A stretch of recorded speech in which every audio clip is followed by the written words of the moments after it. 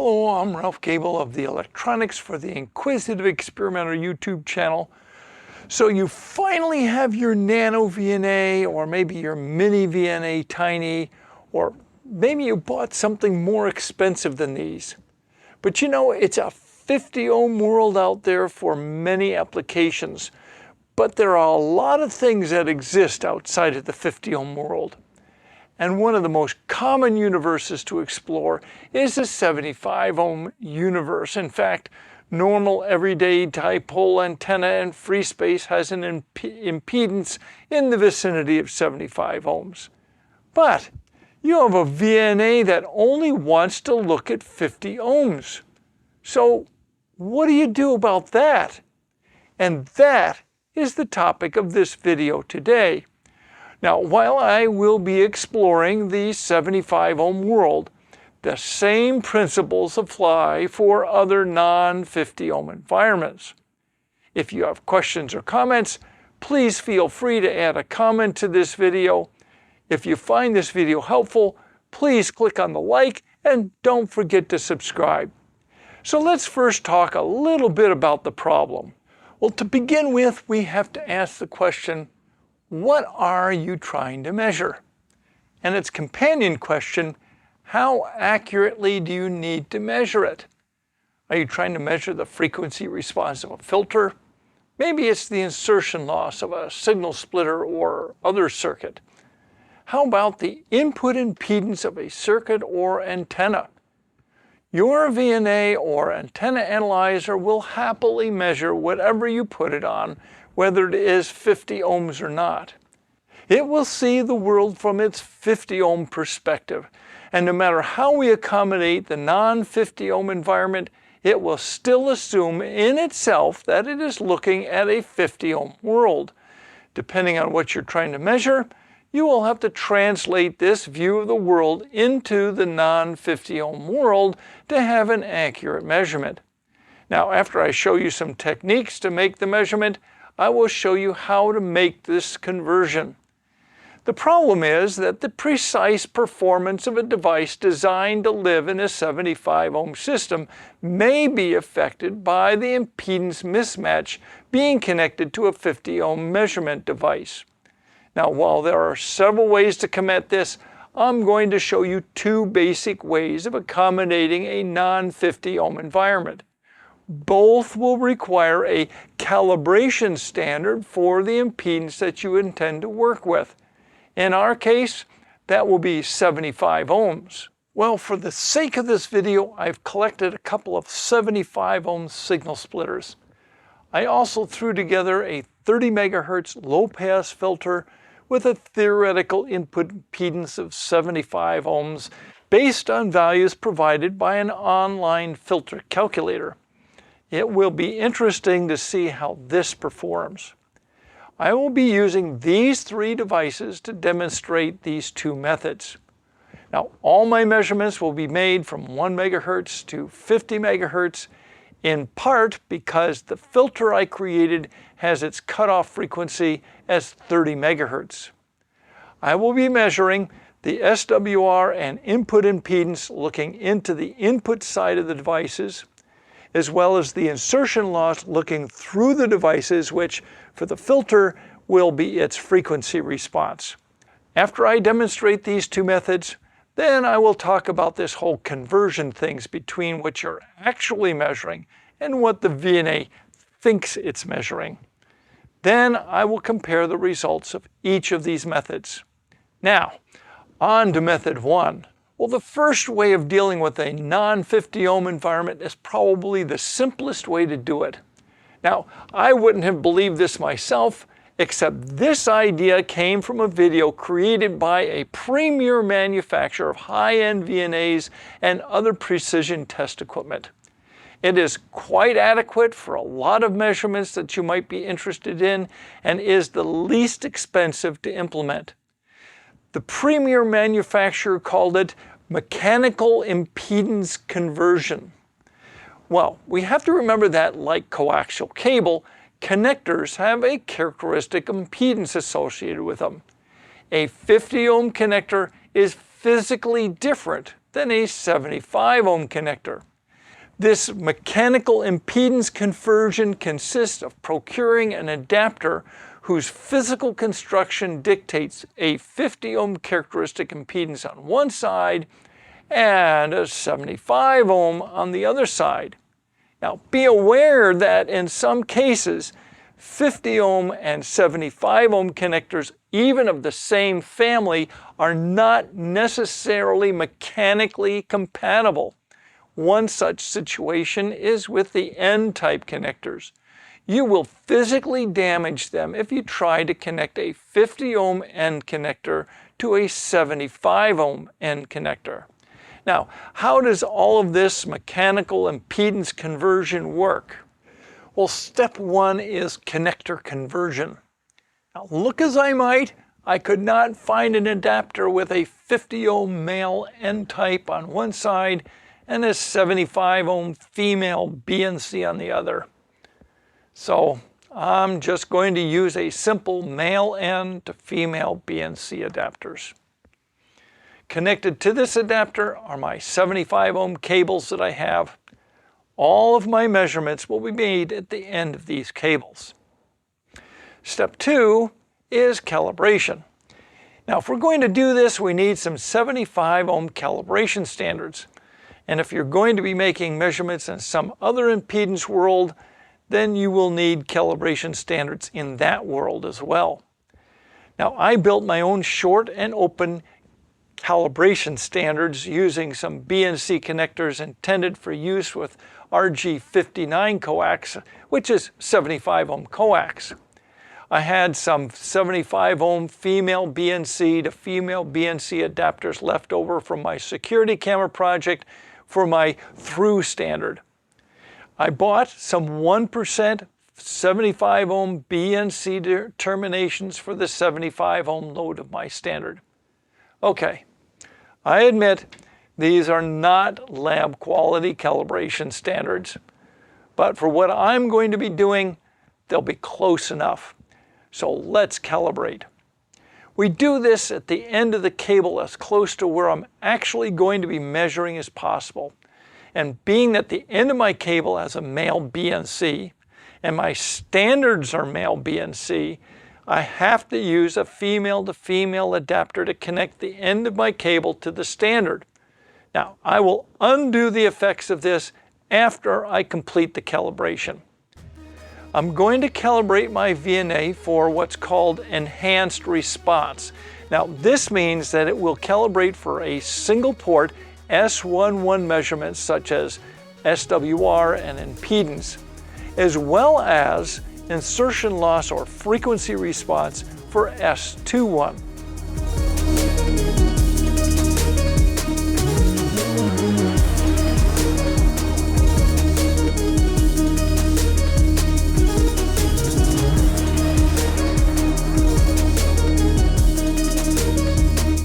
With this done, I did say that I would undo the effects of using the adapter.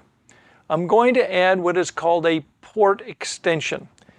In this case, it is going to be a negative port extension because I'm not adding an adapter, I'm taking an adapter out. I take everything off of the end of port 1 cable. I leave it just hanging open. I make sure I'm measuring S11.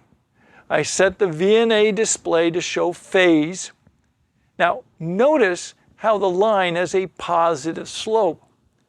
Now I apply the port extension until the line becomes totally horizontal at 0 degrees. And yes, you can do this with the nano-VNA and the mini-VNA tiny.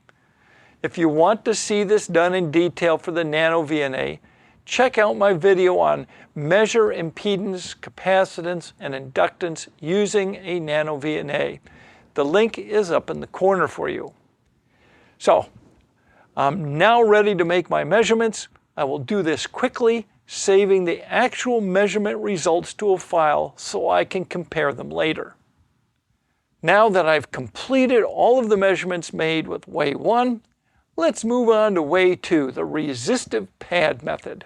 Well, the second way we can do this is to create some sort of impedance transformation device so that the VNA sees 50 ohms and the device or component we're testing sees 75 ohms or whatever its native impedance might be. And there are a few ways to do this, but the simplest and the cheapest way is a passive resistor network. It looks something like this. When the high Z side is connected to a matching high Z load, the view from the low Z side is a matching low Z impedance. When the low Z side is connected to a matching low Z load, then the view from the high Z side is a matching high Z impedance. So how do we calculate these resistor values? Well, here's the equation that I have provided in a PDF for you. You will find the link to that PDF in the description below. Now, R2, the series resistor, is equal to the square root of this blob here. We have R high Z squared minus the quantity R low Z times R high Z, where R high Z is the high impedance side, in our case that would be 75 ohms, and R low Z is the low impedance side, in our case that's 50 ohms looking into the VNA. This would give us an R2 of 43.3 ohms. Now, of course, that's not a standard resistor value, but 43.2 ohms is. Now that we know what R2 needs to be, we can calculate what the parallel resistor R1 needs to be. R1 is equal to this big blob. On the top of this is R low Z times the quantity R high Z minus R2, which we just calculated. And then on the bottom, it is the whole quantity R low Z minus R high Z plus R2, that value we just calculated. So plugging our value in for R2, we get an R1 value of 86.6 ohms, which, by the way, is a standard resistor value. How nice. At low frequencies, you could get away with using leaded film resistors to build this. With that said, I strongly recommend using surface mount resistors to build this, as this avoids a lot of variables associated with leaded resistors, which would include the series inductance associated with the leads. A nice thick film, 0.1% or 1% is just fine. Now we're going to need two of these. One for port 1 to convert the 50 ohm port 1 to the 75 ohm world that we're going to be trying to measure, and one for port 2 to convert the 75 ohm world back to 50 ohm world of the VNA. Fortunately for us, this transformation from 50 ohms to 75 ohms is pretty common. So it is possible to simply buy a ready-made pad. And well, that's what I'm going to be using here. I bought these mini circuits BMP-5075R+. They are $34 a piece. When you look at the cost of some of these in other places, this is quite reasonable. They have a whole range of impedance matching pads. I added the colored stripes for my personal color codes. Well, the process is quite straightforward. I connect the matching pad directly to ports 1 and 2 of the VNA. I connect my 75 ohm cables to the 75 ohm side of the pads. And like before, I calibrate my VNA for enhanced response at the end of the cables as close to the unit I'm testing as possible using my 75 ohm calibration standards. I apply the port extension to undo the effects of having to use an adapter to calibrate. Now, all of this is exactly like what I did when I was connecting the 75 ohm cables directly to the VNA ports. There's no difference here. The calibration process is the same. Now we're ready to actually make the SWR input impedance and response measurements. Now, I did say that I'd tell you how I converted the measurements from the 50 ohm world of the VNA to the 75 ohm world of the device that I'm testing, and that is next. Well, it turns out that because of the way the math works, there's only one thing that you have to make modifications to. You don't need to change the SWR or the reflection coefficient, the return loss, or the response numbers. That's good news. The only thing that is affected by the fact that we're not operating in a 50 ohm world is the reported impedance. This change is very easy to make, however. This impedance transformation is required because we calibrated our VNA with a non-50 ohm calibration standard. Whatever the reported impedance is, multiply it by the characteristic impedance of the world that you're operating in, then divide by 50, the world of the VNA. So for instance, at 25 megahertz, the reported input impedance of my filter is 53.744 minus 9.5653J. But this is in the 50 ohm world of the VNA. So let's translate this to the 75 ohm world that my filter is living in. So that would be 75 divided by 50 times that impedance that was reported in the 50 ohm brain of our VNA.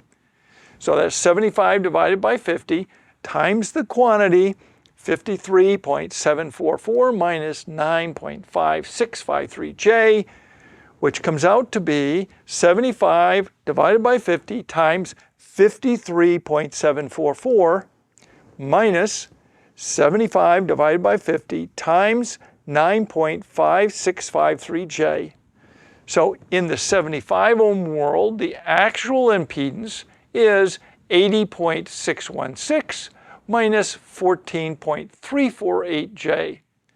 Now, let's go see how the results from these two different methods compare to one another. So are there any significant differences between the values we measured between the two methods? You'd kind of think that there should be. With regard to whatever differences there might be, this is where you have to answer the question, how accurate do my results have to be for my application? Is the first method sufficiently accurate for what I'm going to be doing? To help you answer these questions, I'm going to step through the three measurements and show you how the two methods compare to each other in their results. We start with the basic SWR. So here's a graph of the SWR measurements on splitter A. As you can see in this graph, with the results of the two methods overlaid on top of each other, the numbers are pretty much identical for splitter A. The difference in SWRs at 30 megahertz is a mere 0.03 to 1. So let's take a look at splitter B. Well, we see exactly the same thing. It's an SWR of 1.3055 as opposed to an SWR of 1.2723 at 30 megahertz. Okay, so what about the filter? Well, even with the filter, the SWR numbers practically ride each other's lines. The difference is 0.009 to 1 at 30 megahertz. Now, admittedly, they go a bit apart as we increase frequency, but the difference is still under 0.3 to 1. Now, based on this, if all you're interested in is SWR, then it pretty much doesn't matter which method you choose. But what about input impedance? Well, with SWRs tracking so closely, you'd think that the input impedance would also have to track pretty closely. Well, with that said, there are an infinite number of impedance combinations that will produce the exact same SWR. So we can't make that assumption. Beginning with the measurements made on splitter A having been translated into the 75 ohm realm, this is what things look like. Okay, so here's a real eye chart. There are two sets of lines. The two top lines are the real part of the input impedance, and the two bottom lines are the reactive portion of the input impedance. Now, it seems like there's a huge difference between the real portion until you look at the actual numbers themselves. At 30 megahertz, the real portion of the input impedance is a mere 0.539 ohms apart. And looking at the reactive portion of the input impedance at 30 megahertz, the values are only 0.302 ohms apart. Okay, so how did splitter B do in this evaluation? Well, the real part differed by 1.82 ohms, or around 3%, and the reactive portion by 0.097 ohms, or about 2.4% at 30 megahertz. Again, 3%, 2.4%, well within reasonable measurement tolerances. But lastly, what about the filter's input impedance? Well, this ended up actually being even more phenomenal. At 30 megahertz, the difference in measurement of the real portion is only 0.69 ohms, or around 1.9%, and of the reactive portion, it's 1.31 ohms, or about 1.8%. Again, 1.9%, 1.8%, within reasonable measurement tolerances. So even when we're measuring the input impedance of various devices, the measurements are well within measurement tolerances, very acceptable. But are they close enough for you? But we have one last thing to look at, the response measurement. Well, with everything else tracking so well, I thought that we might be quite golden here too. Looking at splitter A, I find a bit of a divergence. At 1 megahertz, they are 0.37 dB apart. At 50 megahertz, they are 0.33 dB apart, and they have about the same value at 25.5 megahertz. The question that we have to ask ourselves, are these differences significant enough for what you're doing to choose one method over the other method? So let's take a look at splitter B. At 1 megahertz, they differ by 0.48 dB. But notice that they quickly converge so that by 5 megahertz, they're only off from each other by 0.12 dB. And at 50 megahertz, there is only a 0.06 dB difference. So the question again, would the differences here in this application cause you issues? But let's take a look at our filter. Let's see how that fared. At 1 megahertz, they are only 0.32 dB apart. But of course, being a filter, we are concerned with what is happening around the cutoff frequency, which is supposed to reside at 30 megahertz. Again, you have to ask yourself the question, how critical is the exact cutoff frequency for your application? At approximately 30 megahertz, the measured insertion loss differs by 0.76 dB. But if we simply and only look at the measured cutoff frequency, comparing both methods, we can see that the measured cutoff frequency using the mechanical impedance transformation method is 31.11 megahertz. On the other hand, the measured cutoff frequency using the pad method of impedance matching is 30.082 megahertz. The difference between these two measured cutoff frequencies is 1.028 megahertz. This represents a 3.4% difference. So question, is this significant to you in your application? So the next question is, maybe this is just a matter of all this being the result of a single measurement. Maybe that's the problem. So what if we made a whole bunch of separate measurements and averaged all of the results? funny, you know, I had the same question, and so that's exactly what I did. You think maybe 32 measurements is enough? So let's take a very quick peek at the results. The cutoff frequency for the mechanical impedance transform is 31.293 megahertz. The cutoff frequency for the pad method is 29.983 megahertz. The difference is 1.31 megahertz or 4.37%. Again, we come back to that same question. Is this close enough for you and your application? Is it going to make a difference so you choose one method over the other? If it is, then I suggest using the pad method because it provides a better impedance match for the 75 ohm world. But what about SWR and input impedance? So here is a very, did I say very, quick peek at the SWR and input impedance results when looking at the filter. As you can see here, the SWR tracks really well all through the passband and for some time past that where it is far less critical. Then we look at the measured input impedance. No surprise, this also tracks really well. This is sufficiently close enough for most applications that I would ever be concerned with.